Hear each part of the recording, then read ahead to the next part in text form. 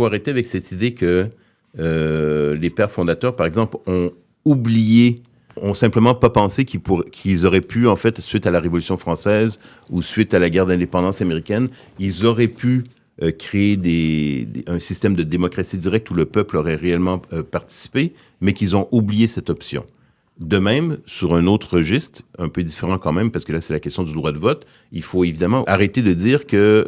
les pères fondateurs, par exemple, auraient oublié les femmes. C'est comme un oubli. Et à un moment donné, genre 3 générations plus tard, il y a des parlementaires qui disent « Ah, purée, on a oublié les femmes. »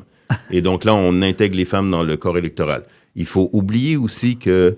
il faut arrêter de dire que, par exemple, les révolutionnaires ont oublié de libérer les esclaves, d'émanciper les esclaves, puis qu'à un moment donné, ils se sont dit « Ah, mais c'est vraiment bête, on a des esclaves, on a complètement oublié que c'était pas sympa d'avoir des esclaves, on va les libérer. » Et donc, les pères fondateurs des États-Unis modernes, donc de la République américaine ou de la République française, ils savent qu'il y a l'option, en fait,